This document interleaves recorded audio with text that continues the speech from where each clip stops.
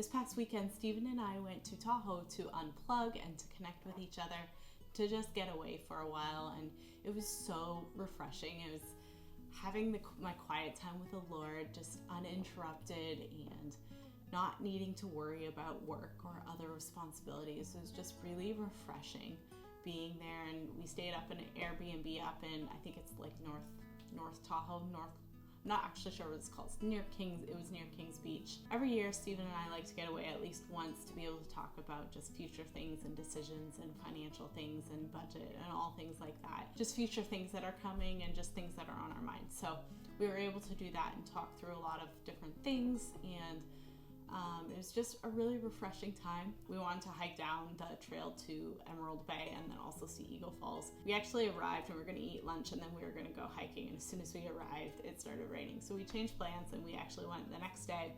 It was just sprinkling a little bit, just spitting a little bit, and we were able to go hike down and see Emerald Bay, and just there's so many little babbling brooks. It was very beautiful and serene, and we went early in the morning when there weren't a lot of people, so it was just really beautiful seeing all of the snow-capped mountains and just Emerald Bay and just peace in the stillness of the lake. We also saw Eagle Falls and Vikings Home, and it was just really beautiful. I feel mostly refreshed now and ready to get back into work. So today we are going to have a productive day together and get back into routine. We got home pretty late last night, so we didn't really unpack a lot, just the essentials. And normally we unpack right away, but today we're going to unpack some stuff and clean some stuff up. I have some work to do. I just have a lot of things that I want to tick off the to-do list today. So we are going to dive into my productive day and get back into routine.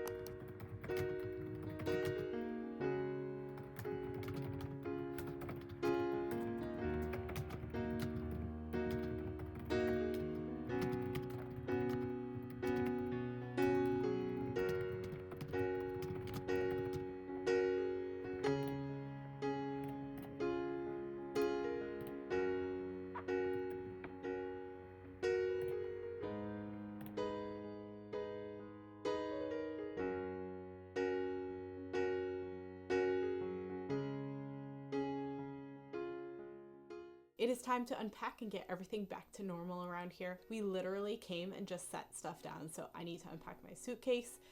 We put a whole bunch of stuff on the kitchen table, and I need to clean out our cooler. The food's in the fridge, but I do want to make sure the cooler gets cleaned before we put it back into storage. But I typically try to pack really light, especially for like a weekend trip, but I just brought way too much stuff this time. The weather was super unpredictable, so it was hard to know what to bring because there's like snow in the mountains. I wasn't even expecting snow, but I did bring a coat, and then we had rain. I did bring my swimming stuff because I thought I might go swimming, but it was like really cold. I think it was around 45 Fahrenheit most of the weekend, or like 7, I think it's set around 5 to 7 Celsius, somewhere around there. So it was just, didn't even go swimming, but I brought it just in case. So I have a whole bunch of stuff that I want to put back and get everything back in order in our apartment.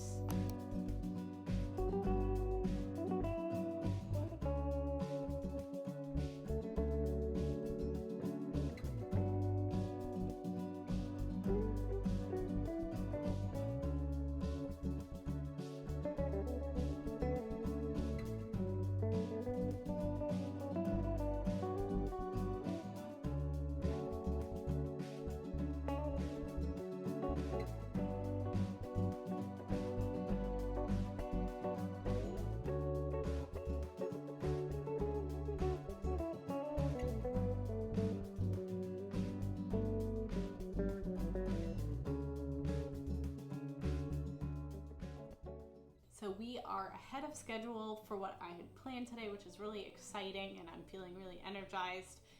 I want to go to the park and just get outside. The park is like a 20-minute walk away, and I'll do some work at the park. I actually have my discipleship program work to do. There's some like homework I'm doing. I have to read a few chapters in this book and then answer some questions. We're going through something called the gospel outline right now, which is something that our church came up with as an outline to share the gospel. And so we are going through that together, my discipler and I, and to help me just get more fluid in being able to share the gospel, and I have to memorize a bunch of things with that. So we meet every other week, and we're going to meet this week. So I definitely have to get some of that done.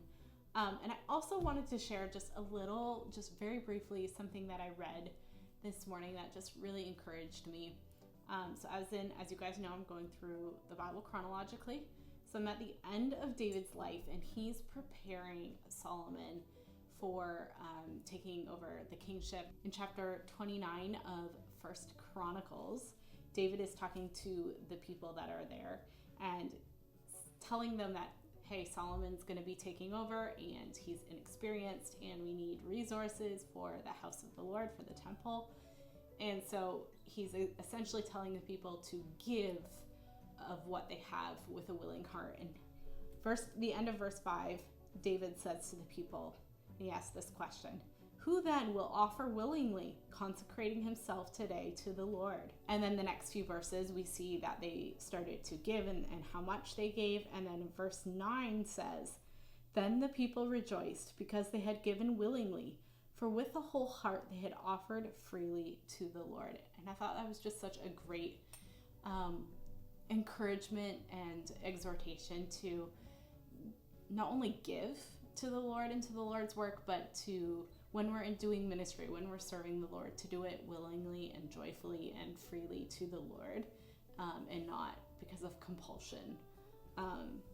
And I love too that they rejoiced. It says the people rejoiced because they had given willingly.